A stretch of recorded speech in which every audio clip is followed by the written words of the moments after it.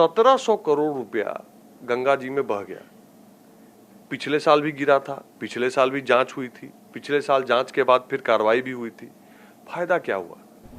CM साहब बिहार के एक ही हैं, तो सही मायने में जिम्मेवारी भी उन्हीं पे रुकती है। पिछले 9 साल में मोदी जी के नेतृत्व में नितिन गडकरी जी ने जिस तीव्रता से एक्सप्रेसवे, हाईवे, बड़े बड़े ब्रिज बनाए हैं, स्पीड से भी काम हुआ है, अच्छे क्वालिटी का भी काम हुआ है। एक नहीं अनेकों पुल गिर जाते हैं, एक पुल एक नहीं 2-2 बार गिर जाता है। तो बिहार में कहीं ना कहीं सिस्टेमिक इशू तो आ गया है ना। हमारे सिस्टम में कोई ना कोई तो कमी आ गई है कि हमारी बिहार सरकार जब पुल निर्माण करती है तो ये घटनाएं होती हैं। सरकार बदलती रहती है, मुखिया वही रहते हैं, भ्रष्टाचार की गंगा बहती है और एक बार फिर से गंगा में पुल समा गया। बीजेपी के राष्ट्रीय महामंत्री हमारे साथ है ऋतुराज सिन्हा जी। सरकारें बदलती रहती हैं, हालांकि अब ये कहे कि गठबंधन बदलते रहता है तो ज्यादा बेहतर होगा बिहार के लिए। मुखिया वही है लेकिन पुल बह रहा है। पहली बार पुल गिरी तो कहा गया कि हवा से गिर गया, दूसरी बार गंगा में कौन सा लहर उठा पता नहीं, जांच चल रहा है। देखिए, भोले बाबा की कृपा है। ये पुल 2 महीना बाद सावन में उद्घाटन होना था। ये तो भोले बाबा की कृपा है कि ये पुल पहले ही गिर गया, गंगा जी में बह गया। अगर यातायात शुरू होने के बाद सावन के महीनों में यह हादसा होता तो क्या कांड हो सकता था, इसकी कल्पना करके रोंगटे खड़े हो जाते हैं। बहरहाल मुद्दा यह है कि जिम्मेदार कौन है। 1700 करोड़ रुपया गंगा जी में बह गया। पिछले साल भी गिरा था, पिछले साल भी जांच हुई थी, पिछले साल जांच के बाद फिर कार्रवाई भी हुई थी। फायदा क्या हुआ? आपने बहुत अच्छा कहा कि गठबंधन जो भी रहा हो, मुखिया एक ही है, सीएम साहब बिहार के एक ही हैं, तो सही मायने में जिम्मेवारी भी उन्हीं पे रुकती है। ऋतुराज जी, जब पुल गिरा उसके बाद आनन फानन में वर्तमान मंत्री प्रेस कॉन्फ्रेंस करते हैं, डिप्टी सीएम भी हैं। आरोप लगता है कि पुल के जो डिजाइन है उसमें गड़बड़ी थी। इसके पहले बीजेपी कोटे के मंत्री हुआ करते थे, उनके रीजन में गिरा तो हाय तौबा विधानसभा में खूब मचा था। लेकिन रिजल्ट क्या? बिहार के लोगों का जो मेहनत की गाढ़ी कमाई है वो पानी में बह गया।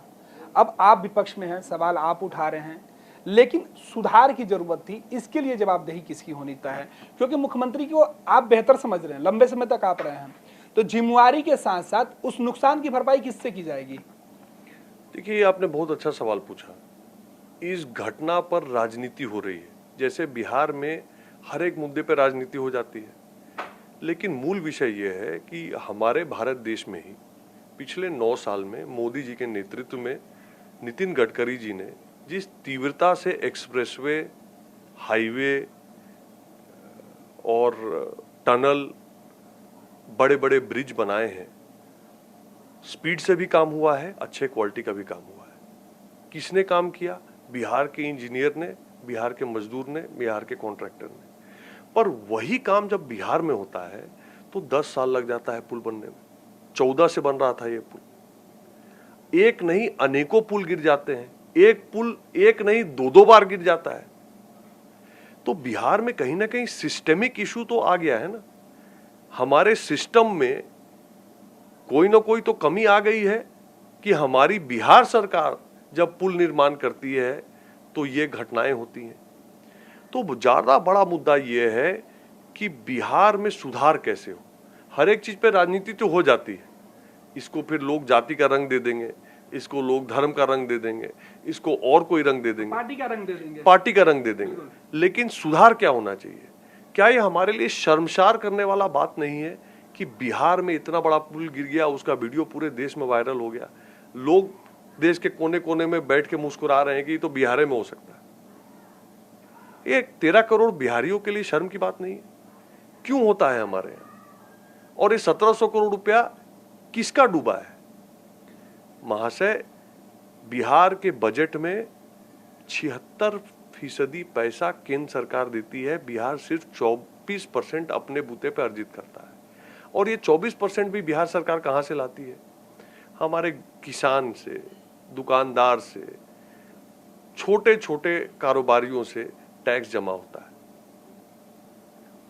उसका 1700 करोड़ रुपया डूब जाना बिहार सरकार के सालाना बजट का लगभग 1-1.5% पैसा गंगा जी में बह गया।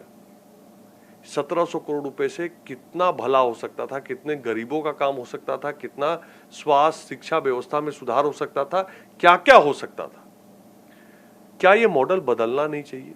क्या यही बिहार की पहचान बनेगी? इसमें बहुत बड़े सवाल हैं। इसको खाली राजनीतिक रूप से नहीं देखना चाहिए। सही मायने में सरकार को जरूरी है कि इस प्रश्न का जवाब लाए, आगे ऐसा कभी ना हो उसको कैसे सुनिश्चित करें।